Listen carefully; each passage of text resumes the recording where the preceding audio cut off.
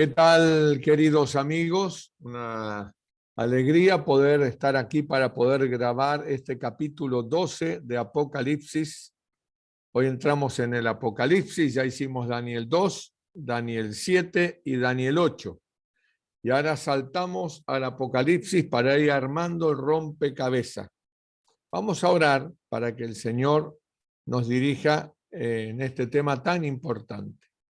Padre Celestial, te damos muchas gracias por poder grabar este capítulo tan importante que el mundo prácticamente desconoce y que nos revela tan maravillosamente el gran conflicto entre el bien y el mal. Que el Espíritu Santo sea el que nos guíe y al volcar este capítulo pueda impresionar muchos corazones para que se den cuenta la realidad del conflicto entre Cristo y Satanás, y que tú nos ayudes, Padre amado, a poder tomar decisiones sabias para la eternidad. En el nombre de Jesús. Amén.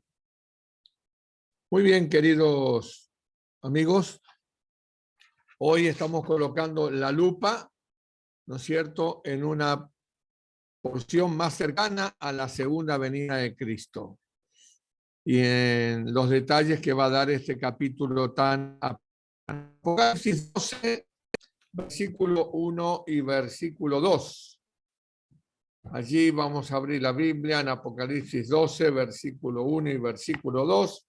Y entonces allí encontramos que dice la palabra de Dios: apareció en el cielo una gran señal, una mujer vestida del sol, con la luna debajo de sus pies y sobre su cabeza una corona de 12 estrellas, y estando encinta, clamaba con dolores de parto en la angustia del alumbramiento.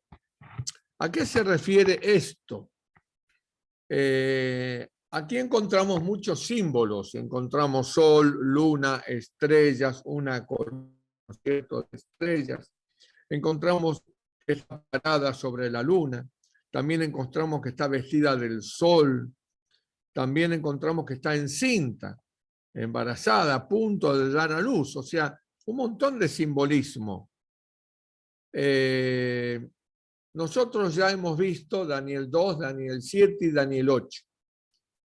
¿Por qué saltamos a Apocalipsis 12? Para que usted pueda entender. Porque las distintas profecías tienen una parte de todas, pero enfatizando algunos puntos especiales. Como dijimos en el primer tema, introducción y Daniel 2, allí en la plantilla inicial. En esa plantilla, como ya explicamos, cada profecía que sigue a Daniel 2 va presentando el mismo rango histórico o de tiempo, porque también está el presente y está el futuro hasta la venida de Cristo, y cada profecía va agregando y nos va haciendo mirar en forma más profunda alguna porción de ese tiempo, mayormente de la historia, correcto. También coloca la lupa en lo que estamos viviendo y en lo que está por venir. Apocalipsis 12 es prácticamente todo historia. Una historia que traspasa del Viejo Testamento al Nuevo Testamento y presenta la visión del gran conflicto entre el bien y el mal. Es como si estuviéramos en un ring y ahora están los dos que se van a enfrentar. Por un lado, la mujer, correcto. Y entonces tenemos que hacer la pregunta, ¿qué significa la mujer? Si vamos allí en Efesios capítulo 5, versículo 22, Efesios 5, versículo 23, 5:23 de Efesios, dice así: porque el marido es cabeza de la mujer, así como Cristo es cabeza de la iglesia. Está simbolizando a la iglesia como una mujer. Correcto. Y entonces dice, maridos, versículo 25, amad a vuestras mujeres como Cristo amó a la iglesia y se entregó a sí mismo por ella. O sea que la iglesia se simboliza con una mujer en las escrituras. Cuando vemos una mujer en el marco profético, simbólico, significa una iglesia. ¿Correcto? Ahí tenemos la iglesia simbolizada por una mujer. Vamos a ver qué características, vamos a desglosar aquí las características. Recuerde, querido amigo, que para comprender tenemos que ir desglosando y para encontrar qué significan los símbolos, la misma palabra de Dios nos tiene que revelar. No es lo que yo opino, no es lo que opina otro, lo que le parece, sino lo que la Biblia revela. Por eso es que la Biblia se interpreta a sí mismo. Con esa llave, usted puede abrir Daniel y Apocalipsis. Muy bien. Está vestida, la mujer está vestida, nos da un dato, la mujer está vestida del sol. ¿Qué simboliza la vestimenta en la Biblia? Podemos encontrar un pasaje, algún pedazo de las Escrituras, una porción que me revele qué simboliza la vestimenta. Vamos a ir a dos textos bíblicos. Isaías 61, versículo 10. Isaías 61, versículo 10. Correcto. Puede buscarlo, yo voy buscando, usted puede acompañarme. Siempre, siempre leamos la palabra de Dios. Ahí está la respuesta. Me encantaría que usted fijase sus ojos en los textos, no que se quede con lo que yo le digo, sino que usted tenga un encuentro con la palabra de Dios.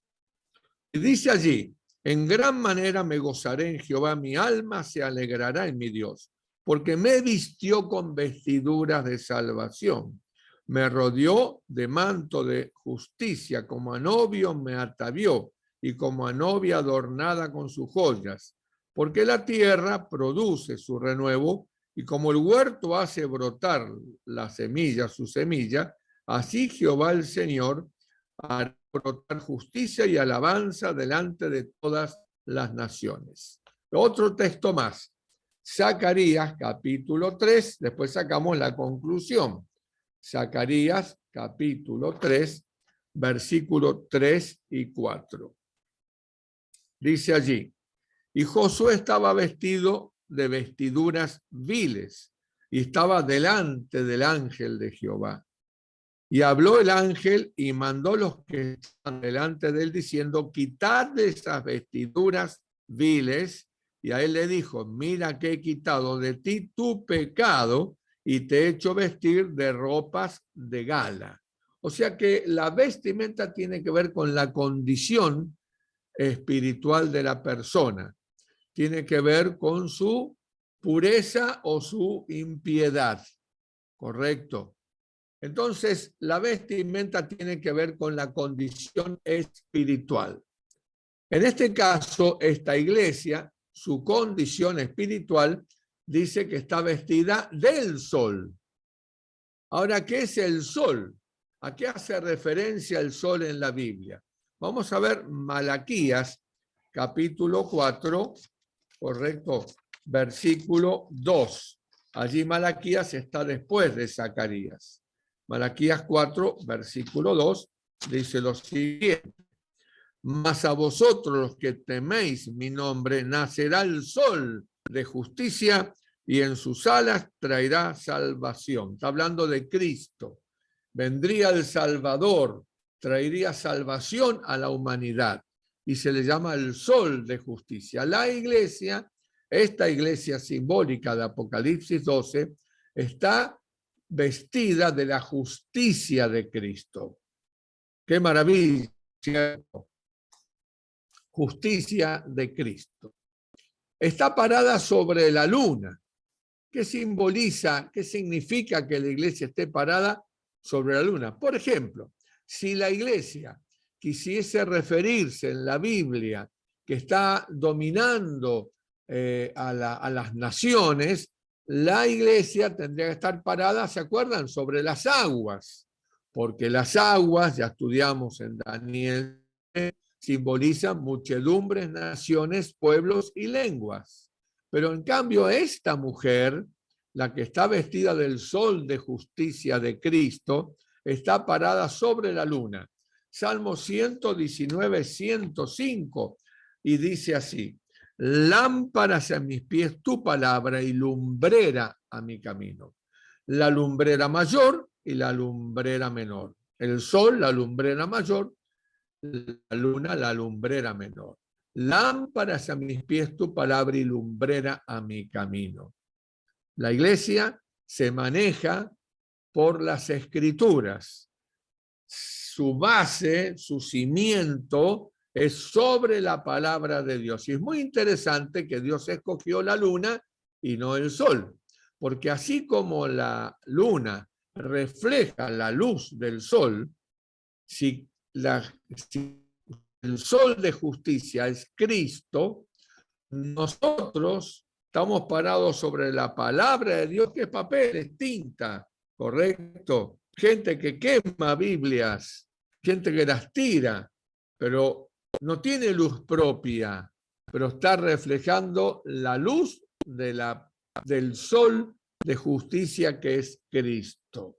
Es increíble cómo Dios simboliza en forma tan sencilla las profundas verdades de esta revelación que quiere darnos. En el rincón, en un rincón está la iglesia de Cristo, ¿correcto? Tiene una corona de 12 estrellas. ¿Qué simbolizan esto? ¿Qué está simbolizando? Daniel 8, versículo 10. Daniel 8, versículo 10. Dice allí, ¿no es cierto? Vamos a ir a Daniel. Hay que Biblia de aquí para allá, pero así es como se estudia la Biblia. 8:10. Dice, y se engrandeció hasta el ejército de ellos, y parte del ejército de las estrellas echó por tierra y las pisoteó. Correcto, una corona de 12 estrellas. ¿Se acuerdan que las estrellas eran quiénes? ¿Se acuerdan ustedes que lo vimos, ¿no es cierto?, en Daniel capítulo allí, cuando estudiamos? Está hablando, ¿no es cierto?, del pueblo de los santos de Dios. En este caso son 12. Qué casualidad. Cuando uno mira el Antiguo Testamento, Dios comienza a levantar su nación con 12 en base a los 12 hijos de Jacob, 12 tribus. Y cuando Cristo comienza su ministerio, lo comienza con 12 discípulos. Así comienza el comienzo de la iglesia.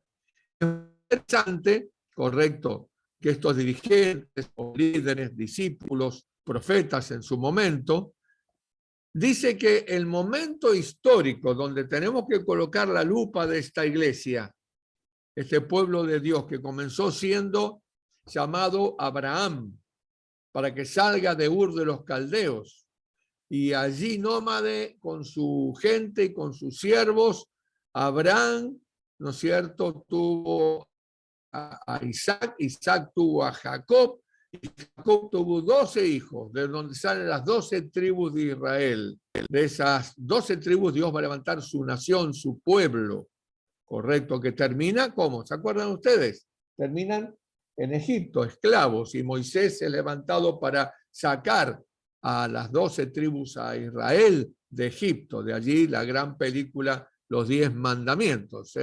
Creo que todo el mundo ha visto. Bueno, allí el éxodo, la salida hacia la tierra prometida. Pero aquí, ¿no es cierto?, nos está hablando, cuando colocamos la lupa, nos está hablando de una mujer, una iglesia que está embarazada a punto de dar a luz. ¿Qué nos quiere indicar esto? El tiempo, Mateo 1, 18, cuando la iglesia comienza con el nacimiento de Cristo. Llega el prometido, llega el Mesías, y conocemos la historia de José y María. Capítulo 1, versículo 18, el nacimiento de Jesucristo, estando desposada María, su madre, con José, antes de que se juntasen, se halló que había concebido del Espíritu Santo.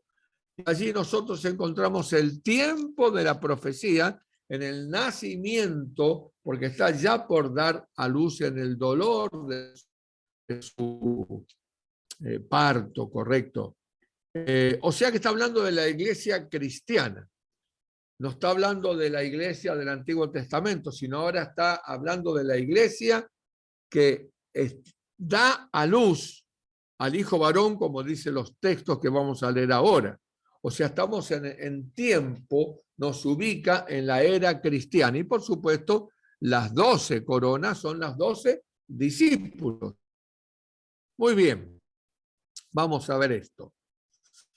Ahora, antes de avanzar, quiero hacer un paréntesis con esto. Satanás suele imitar a Cristo, generando de esta manera, primero, adoración para él. Segundo, confusión y desinterés por lo espiritual, porque cuando usted es chasqueado, cuando usted es engañado, usted deja de tener interés. Correcto. Así que Satanás ha levantado iglesias falsas.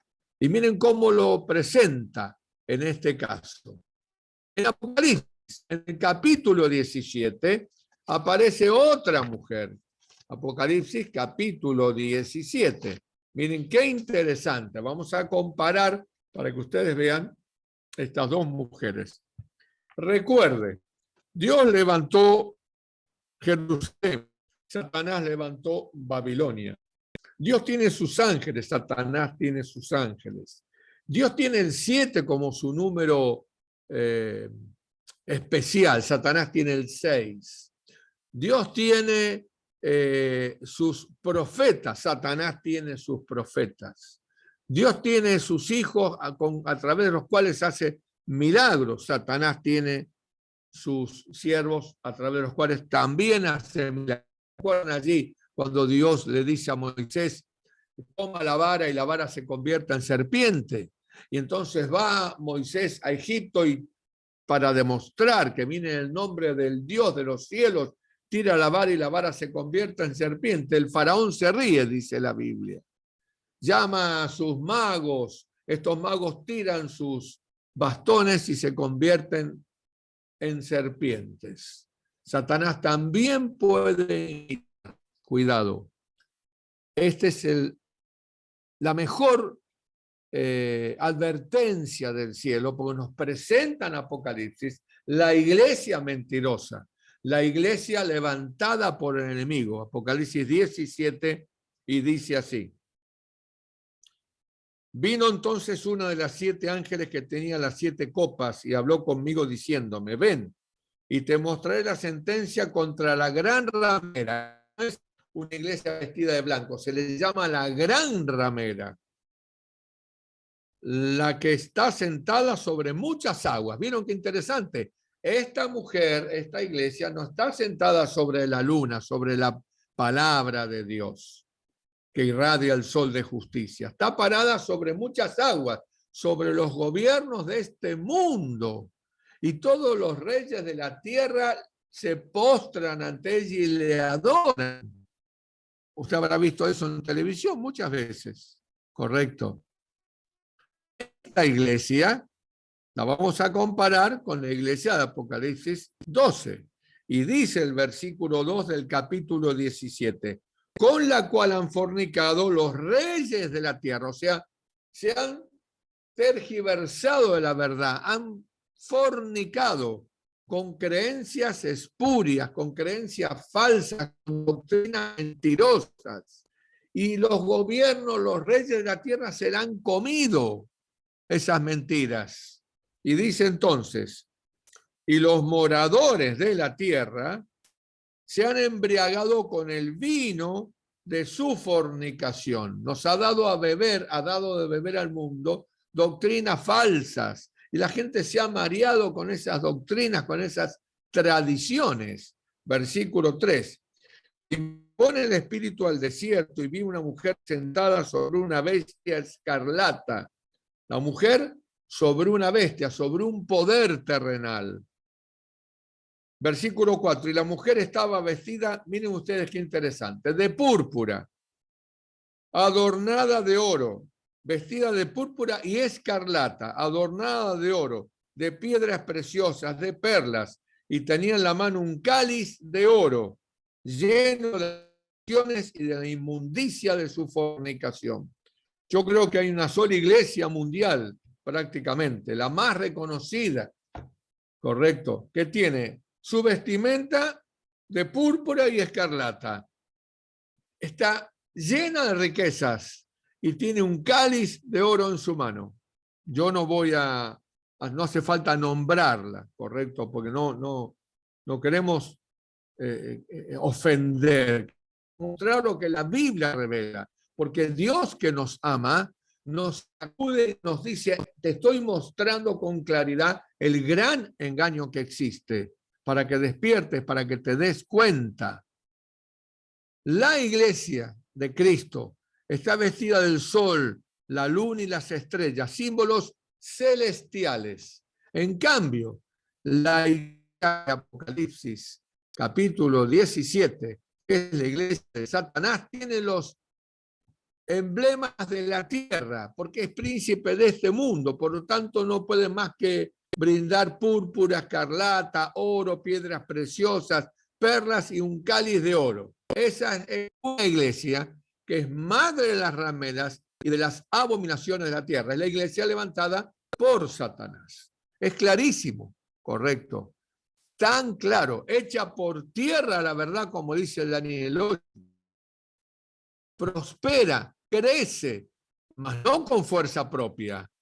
Y Daniel 7, que nos decía que se sientan como Dios en el templo de Dios, dice San Pablo, correcto, queriéndose hacerse pasar por Dios para ser adorada, reconocida, pero persigue al pueblo de Dios y con las cosas de Dios no quiere saber nada, al punto tal que habla palabras contra Dios, dice Daniel 7, y me cambia los tiempos, me cambia la ley de Dios. Impresionante. Ahora se presenta el contrincante de la iglesia de Dios. Por un lado, correcto, tenemos la iglesia de Cristo. Por otro lado, tenemos en Apocalipsis 12, de vuelta, Apocalipsis 12, ¿no es cierto? Vamos a leer del 12, del 13 en adelante. También apareció otra señal en el cielo. Aquí un gran dragón escarlata, correcto, que tenía 7 cabezas y 10 cuernos, y en sus cabezas 7 diademas, y su cola arrastraba la tercer parte de las estrellas del cielo y los arrojó sobre la tierra. Y el dragón se paró frente a la mujer que estaba para dar a luz, a fin de devorar a su hijo tan pronto como naciese. Preste atención, amigo. Aquí está presentando con toda claridad la iglesia pura, perfecta, a punto de dar a luz, ¿no es cierto? En esta mujer simbólica encinta, ¿no es cierto? Está en un rincón, pero el contrincante es un dragón. ¿Y quién es el dragón? Vamos a ver quién es el dragón. Apocalipsis 12:9. Allí nos revela quién es el dragón. Dice así: y fue lanzado fuera el gran dragón, la serpiente, que se llama y Satanás. O sea que el contrincante de la mujer no es un poder terrenal. El verdadero contrincante es Satanás, que usa los poderes terrenales. ¿Se entiende? Bien, la cola, dice que arrastra con su cola. Allí en Isaías, capítulo 9, versículo 15, usted lo puede buscar, lo puede leer, 1 Timoteo 4:1, Apocalipsis 12:9, como estamos leyendo ahora, nos está hablando de esa cola. ¿Y qué es la cola? ¿Qué simboliza? En la tercer parte de los ángeles, los mensajeros, correcto. En Isaías 9, versículo 15, quiero leerles ese pasaje de Isaías 9, versículo 15, que está allí. Dice, capítulo 9, versículo 15, dice lo siguiente. Dice: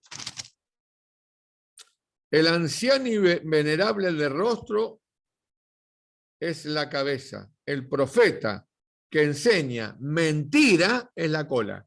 Ahí tenemos una tercera parte de los ángeles que enseñan mentiras, son mensajeros de mentira, que Satanás arrastró del cielo y se los llevó con él. Lo hizo mentiroso como él. ¿Qué dice Jesús? Que Satanás es homicida y mentiroso. Es muy interesante cuando uno relaciona, va armando las piezas y entiende lo que el Señor nos quiere revelar, esta revelación tan impresionante. Y quiere devorar al niño tan pronto como naciese. ¿Se acuerdan qué sucedió? Apenas nació Jesús, al cortito tiempo, vinieron los magos, los estudiantes de las estrellas allí de Oriente, vinieron y fueron a Herodes, le contaron que estábamos buscando reyes. Herodes, ¿qué hizo? Mandó a matar, Mateo 2, 13, 17, 18, mandó a matar a los niños de 2 años para abajo.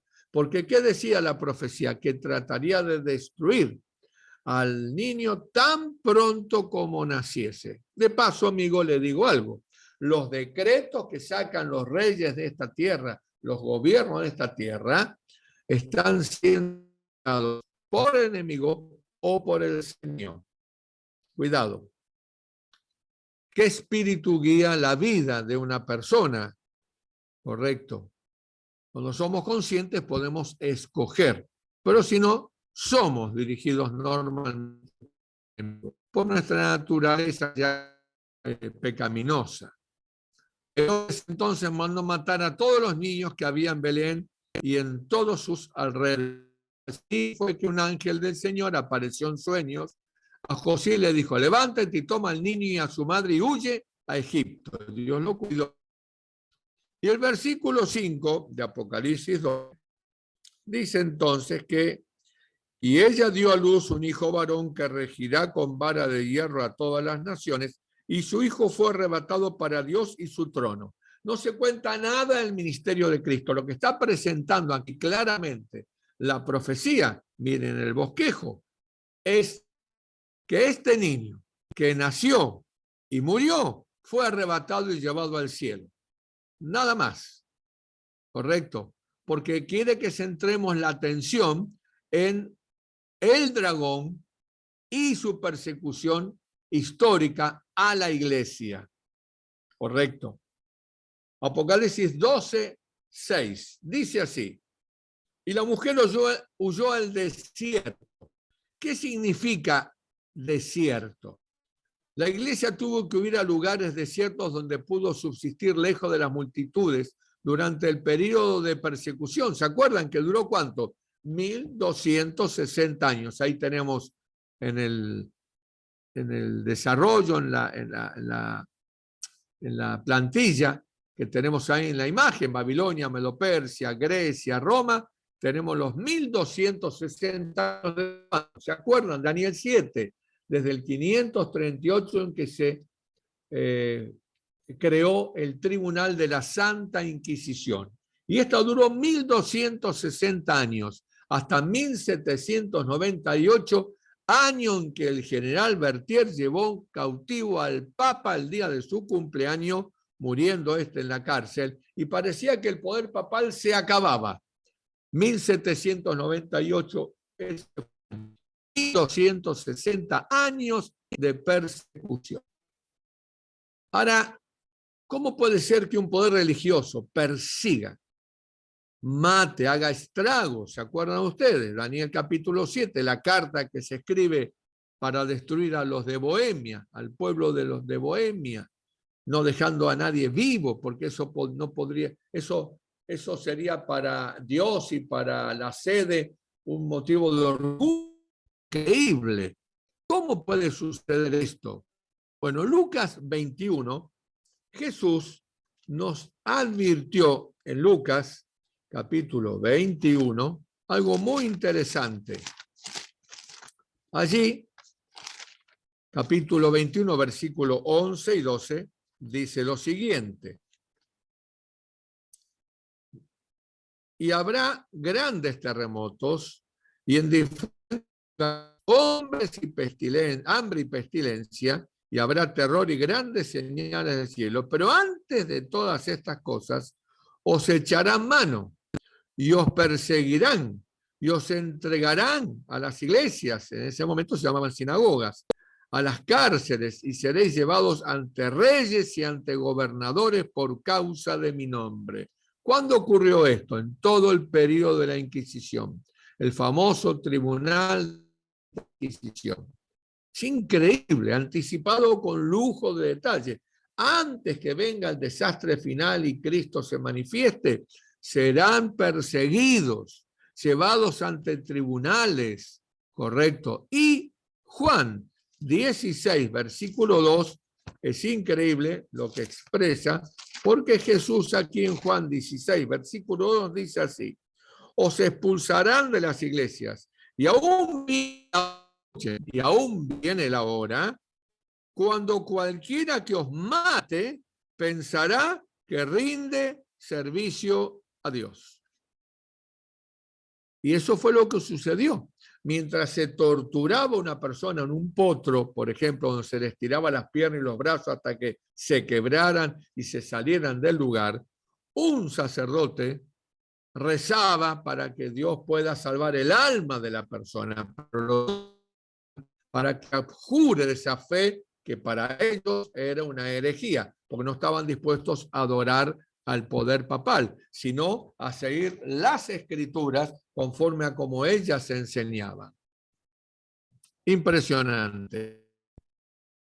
Bien, aquí en el capítulo 12 de Apocalipsis nos aparece un personaje, por supuesto que lo vamos a revelar, capítulo 12 de Apocalipsis, cuando seguimos con el versículo, que es el versículo 7, y dice: después hubo una gran batalla en el cielo, Miguel y sus ángeles. La pregunta es: ¿quién es Miguel?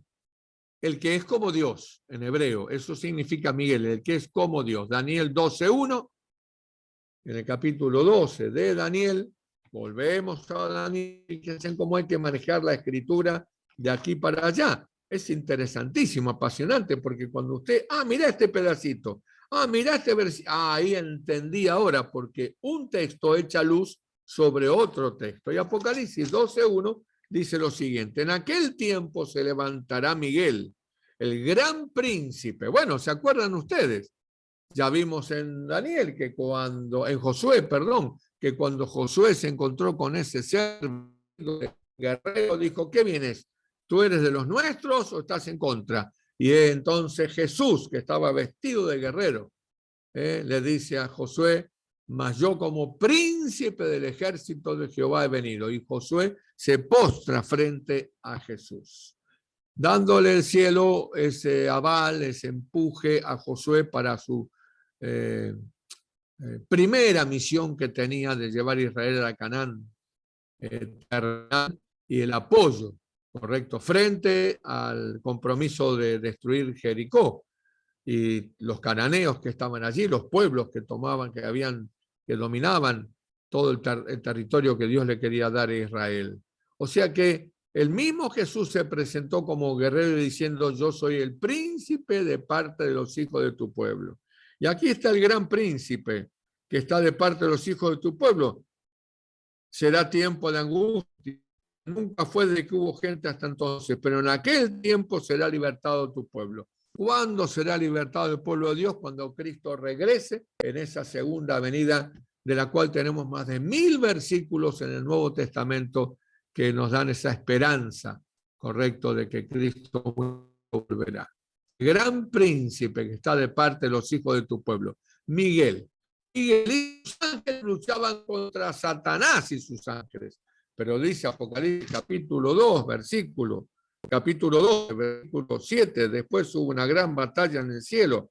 Miguel y sus ángeles luchaban contra el dragón, y luchaban el dragón y sus ángeles, pero no prevalecieron ni se halló ya lugar para ellos en el cielo, y fue lanzado fuera el gran dragón, la serpiente antigua que se llama Diablo y Satanás, el cual, presten atención, el cual engaña al mundo entero. Fue arrojado de la tierra. ¿A cuántos se engaña? Lea la Biblia. Fíjese, por favor, lo que está revelando Dios en esta carta que Dios nos escribe, donde en ese Dios que nos ama como nos ama, nos revela y nos dice, Eduardo, Satanás engaña al mundo entero. ¿Qué es entero? A todos. Cuidado. La única forma de no ser engañados es teniendo como guía, como GPS en nuestra vida, como guía para saber los pasos a dar, la palabra de Dios. Muy bien. Apocalipsis 12:10.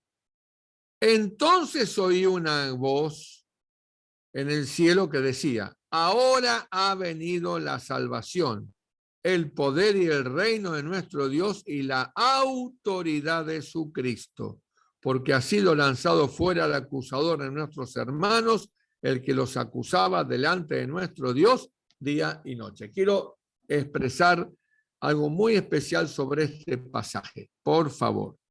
¿Cuándo Cristo recibió la autoridad? Mateo 28, versículo 19. Mateo 28, Cristo mismo dice, Cristo resucitó, fue al cielo, ¿no es cierto?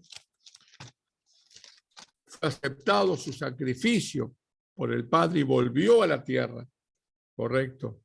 Entonces dice así, capítulo 20 y versículo 18. Y Jesús se acercó y les habló diciendo, toda potestad me es dada en el cielo y en la tierra. Jesús recibe la autoridad, la potestad, una vez que fue aceptado por el Padre su sacrificio. Y ahora le da la comisión a los discípulos. Por tanto, id y haced discípulos a todas las naciones, bautizándolos en el nombre del Padre y del Hijo y del Espíritu Santo. Toda potestad, todo poder, todo dominio, toda autoridad me es dada en los cielos y en la tierra. Qué maravilla, ¿no es cierto? Mateo 28, 18.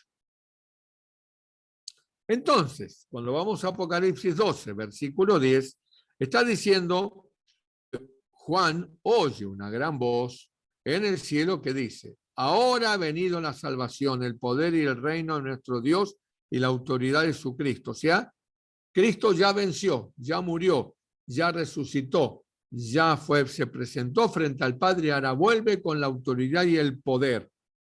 Correcto. Y entonces dice, porque ha sido lanzado fuera el acusador de nuestros hermanos, el que los acusaba delante de nuestro Dios día y noche. Entonces aquí tenemos desde el versículo 7 al versículo 10 un pedazo grandísimo de la historia. ¿Cómo? Sí, Apocalipsis 12, versículo 7, nos habla de esa primera batalla que comenzó en el cielo, donde Satanás fue expulsado a la tierra. Correcto, pero estando en la tierra hizo caer a nuestros primeros padres. Y como dice Job capítulo 1, usted lo puede leer después, escucha, anote y después lea lo que le estoy diciendo, si no llevaríamos mucho tiempo. Un día vinieron a presentarse delante de Jehová los hijos de Dios, entre los cuales vino Satanás. Tenía que haber ido Adán a ese concilio celestial, porque evidentemente la Biblia nos muestra que hay concilios, reuniones, asambleas universales, donde cada representante de un mundo, de un planeta habitado, va a ese encuentro maravilloso como delegados. De la tierra tenía que haber ido Adán, a quien se le dio el poder de sojuzgar y gobernar la tierra, pero cuando se dio cayendo frente a Satanás, Satanás se hizo el príncipe de este mundo. Y entonces él se presenta como representante de la tierra en los concilios celestiales. Pero es acusador, vive acusando. Capítulo 1 de Job nos habla con lujo de detalle cómo lo hace, engañando, no a Dios, porque sabe que a Dios no lo puede engañar, sino tirando sombras, dudas, poniendo a las personas en conflicto mental, ¿cómo será? Es mentiroso, padre de la mentira, dice Cristo. Y entonces, finalmente, cuando Cristo vence en la cruz del Calvario, allí Satanás es expulsado y no puede ya más acusar ni engañar a nadie en el cielo. Es expulsado.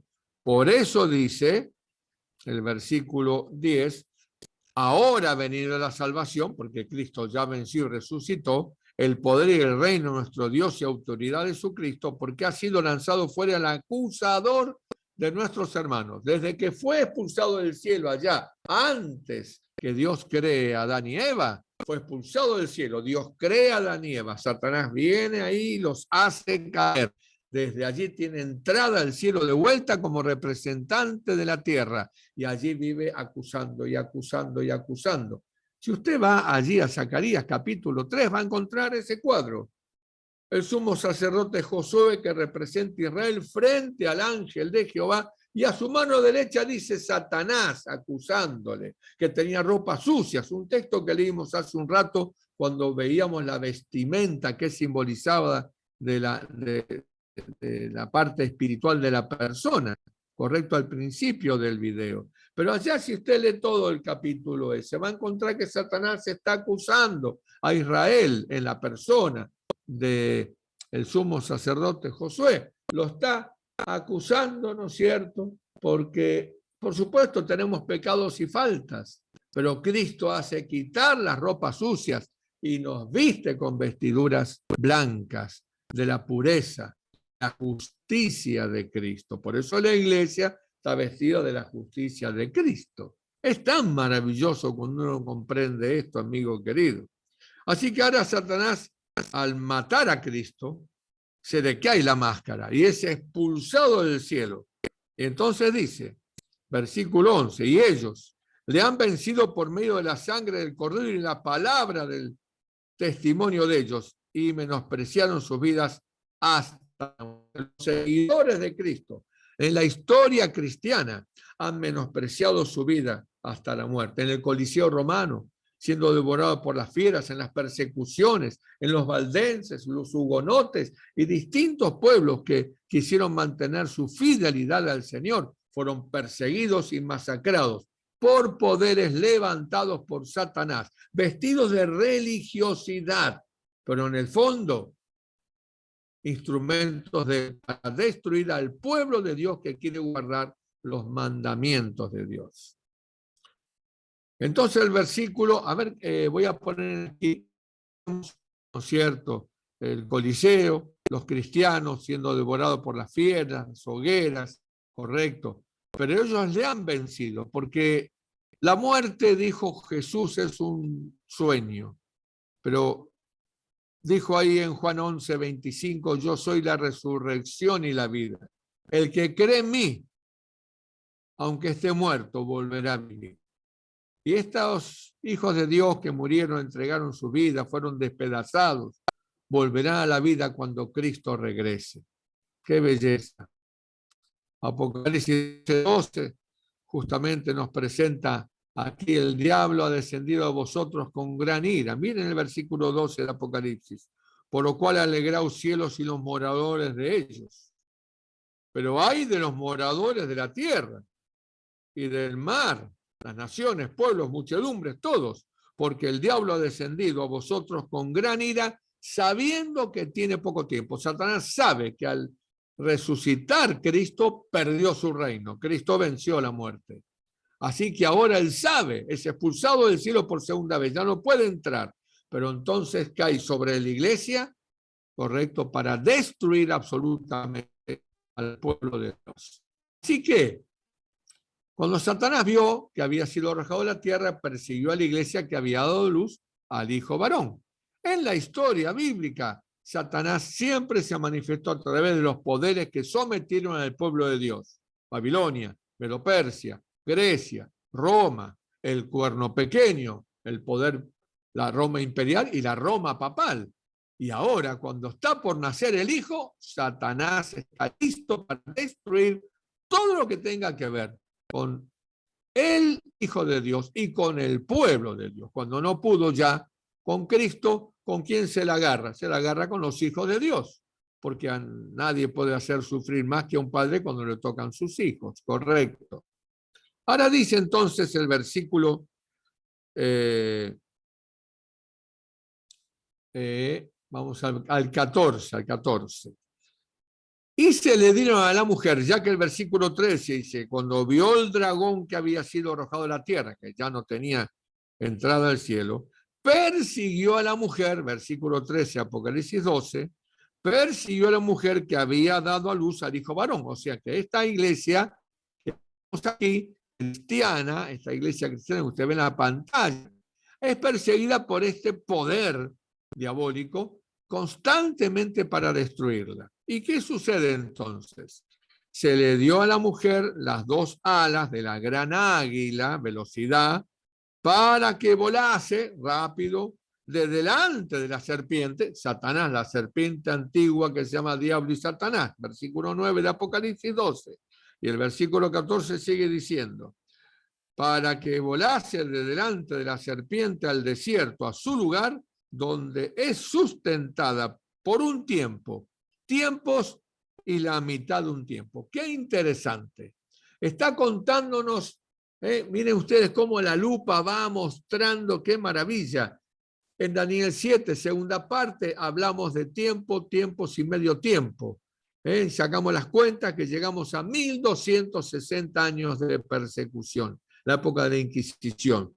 Y acá me está hablando de vuelta. Está diciendo que Satanás iba a perseguir a la mujer en el desierto. Correcto, la mujer tiene que huir al desierto donde no hay muchedumbre, naciones, pueblos. Lo tuvo que hacer en Europa durante 1200, 1400 se descubrió América, 1400 años, para 1100 años más o menos, un poco menos, ¿no es cierto?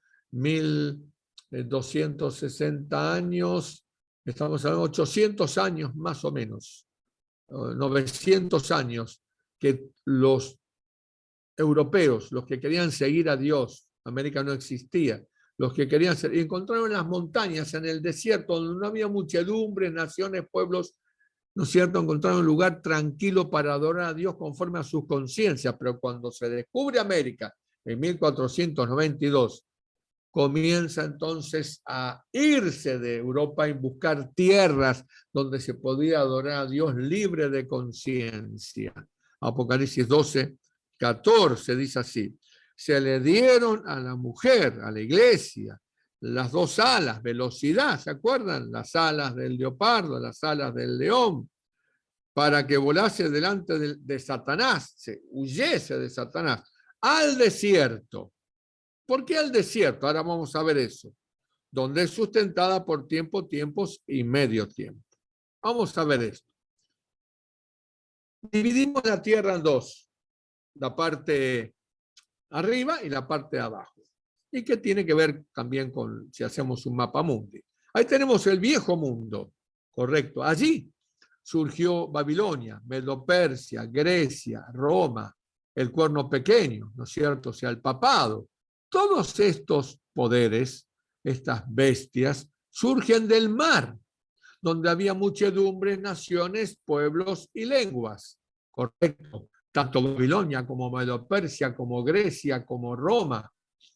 Todos estos pueblos, naciones, reinos, es la historia del viejo mundo, simbolizado por el mar. Pero ahora se descubre América. Y si en Europa estaba la vida, las artes, el crecimiento, la ciencia, todo lo que existía, América no tenía prácticamente muy poquitos, correcto. Y entonces allí se le llama el descubrimiento, cuando se descubre América, correcto. ¿Qué simboliza en la Biblia desierto o tierra? Bueno, si las aguas son muchedumbre, naciones, pueblos y lenguas, tierra o desierto es ausencia de muchedumbres, pueblos, reinos, naciones. Correcto. El gran desierto, como se le llamó a América, Estados Unidos, el gran desierto, le llamaron los historiadores, el nuevo mundo.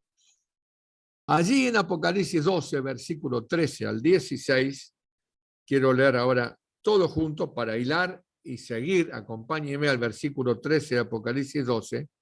Cuando vio el dragón que había sido arrojado de la tierra, o sea, me echaron del cielo, estoy aquí, ¿qué hago ahora?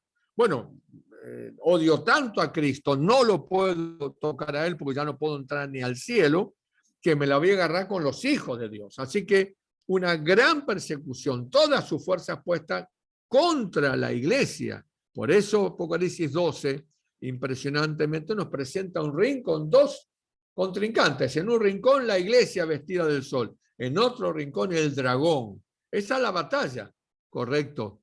El dragón tratando de destruir, perseguir a la mujer. Miren qué interesante cuadro que presenta Apocalipsis 12.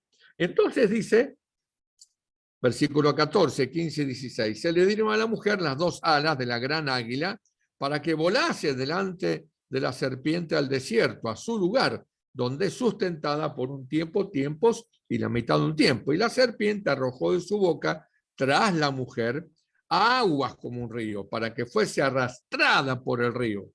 Pero la tierra ayudó a la mujer, pues la tierra abrió su boca y tragó el río que el dragón había echado de su boca. ¿Cómo es esto? Miren la imagen y les cuento un poquito. ¿De qué manera la ayudó?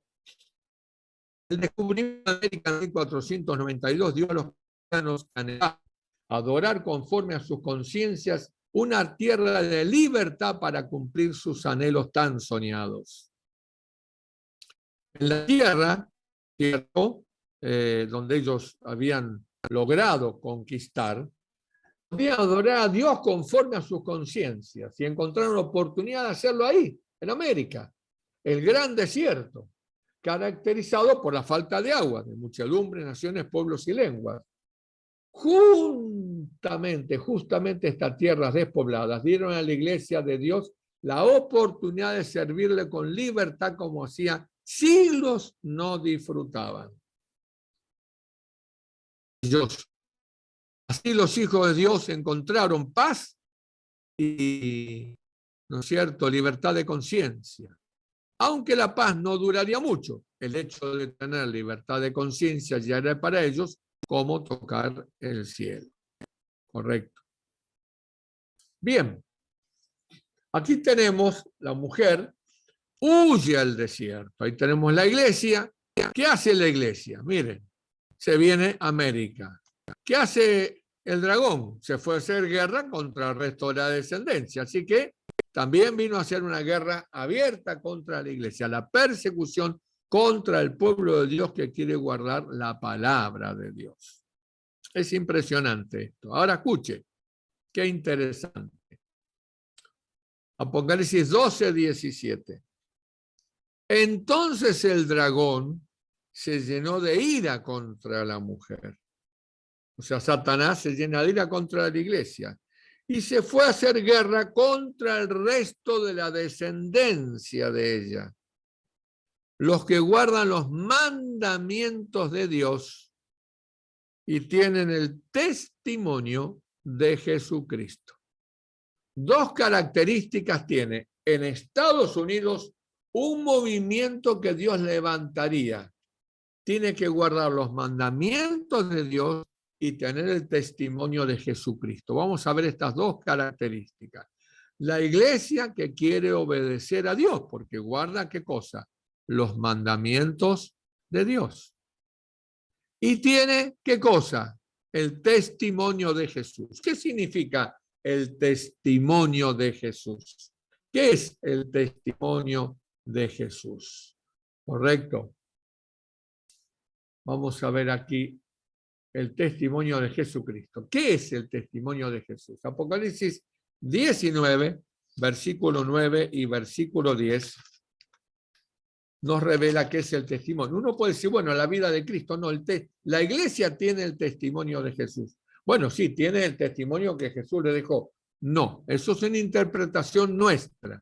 Nosotros tenemos que buscar los símbolos en la iglesia, en la Biblia, para saber lo que la Biblia nos quiere enseñar. Que guardan los mandamientos de Dios, sabemos que son los mandamientos, escuche bien, de Dios. Porque ya vimos en Daniel capítulo 7 que la Iglesia Católica cambió los mandamientos de Dios por el catecismo. Los 10 mandamientos que nos han enseñado no son los 10 mandamientos de la Biblia, la que Dios escribió con su dedo y se lo dio a Moisés. ¿Correcto? Vamos a ver allí Apocalipsis 19, 9 y 10. Y dice así: Y el ángel me dijo, escribe, bienaventurados los que son llamados a la cena de las bodas del Cordero. Y me dijo, estas palabras son verdaderas de Dios. Entonces Juan, que es el que escribe Apocalipsis, dice, yo me postré a sus pies para adorarle. Tan impresionante lo que debe ser un ángel, que Juan cayó postrado frente al ángel. Y él me dijo, mira, no lo hagas. Ante un ángel no podemos postrarnos. Yo soy consiervo tuyo y de tus hermanos que retienen el testimonio de Jesús. Adora a Dios. Escuchen ahora. Porque el testimonio de Jesús es el espíritu de la profecía. O sea, el espíritu de profecía, el don de profecía. Esta iglesia que se levantaría en Estados Unidos, perseguida por Satanás, iba a tener dos características. Guardaría los 10 mandamientos y tendría dentro de sus filas el don profético. Romanos 12, versículo 3 en adelante. Allí, ¿no es cierto? Romanos 12, versículo 3 en adelante, nos dice lo siguiente. Acompáñeme allí con la Biblia, capítulo 12, versículo 3 en adelante. Dice, digo pues, por la gracia que me es dada a cada cual que está entre vosotros, que no tengáis más alto concepto de sí mismo que el que debe tener, sino que piense en sí con cordura, conforme a la medida de fe que Dios repartió a cada uno. Porque de la manera que en un cuerpo tenemos muchos miembros, pero no todos los miembros tienen la misma función, así nosotros, siendo muchos, somos un cuerpo en Cristo y todos miembros los unos de los otros. De manera que, teniendo diferentes dones, según la gracia que nos es dada, si el de profecía, dése conforme a la medida de la fe. Úsese conforme a la medida de la fe. O si el de servicio, bueno, el don de profecía. Un don dado por Dios a personas que se les llama profetas. O sea que el pueblo de Dios tiene que tener el don profético en sus filas. Muy bien, avanzamos aquí. Un momento de la católico dice así, el domingo es nuestro signo de autoridad. La iglesia está por encima de la Biblia, preste atención. Y esta transferencia de la observancia del sábado es una prueba de ello. Este poder terrenal, ese cuerno pequeño que aparece aquí en Apocalipsis 12, usado por Satanás para manejar, o sea, Satanás desaparece del pensamiento. La gente no cree ni siquiera prácticamente que exista el diablo. ¿Correcto? Pero respeta y adora, entre comillas, a poderes terrenales y a iglesias terrenales y a individuos religiosos terrenales. No solamente en la iglesia católica, sino en las iglesias protestantes, respetando al pastor muchas veces más que lo que se respeta a Dios, porque se pisan los mandamientos de Dios, pero se honra y se adora a los pastores. Eso es increíble. Correcto. Nadie va en busca de la Biblia a ver qué dice la Biblia. Si lo que me están diciendo es lo que dice la Biblia, como desconozco lo que dice la Biblia, soy presa fácil del engaño. Y como Satanás obra a través de las emociones y sentimientos en gran manera, uno se siente lleno de un supuesto espíritu. Pero acuérdense que también Satanás puede obrar con sus ángeles y colocar espíritus diabólicos en las personas. Y no significa por eso que un espíritu diabólico va a hacer que la persona solamente diga malas palabras, sino que actuar aparentemente con una imagen bondadosa, con amabilidad, con palabras suaves, pero lo está engañando a usted. Amigo, vaya a la Biblia, estudie la Biblia, abra los ojos, saque la cabeza del tupper, por favor. Miren, escuchen este documento católico. Tal vez el asunto más atrevido, el cambio más revolucionario que la Iglesia una vez haya hecho ocurrió en el primer siglo. El día santo, el sábado, fue cambiado del sábado al domingo no por ninguna instrucción de las Escrituras, sino por la percepción del propio poder de la Iglesia. La gente que piensa que las Escrituras deberían ser la única autoridad, deberían lógicamente llegar a ser adventistas del séptimo día y guardar la santidad del sábado. Presta atención, este es del Centinela, la revista oficial del Vaticano, mayo 21 de 1995. Esto no fue escrito en la Edad Media, esto fue escrito ahora, hace 20 años atrás. O sea que nosotros, menos de 20 años atrás, nosotros tenemos que abrir los ojos, ¿correcto? Por favor, abra los ojos. La revelación de la palabra de Dios es tan clara. Hacemos entonces, para terminar, allí Daniel 2, 7 y 8, ya lo habíamos visto en el cuadro anterior, lo tenemos perfectamente pincelado aquí. Pero ahora vamos a agregar Apocalipsis capítulo 12, correcto. Y cuando vemos el capítulo 12 nos está contando la historia de este gran conflicto.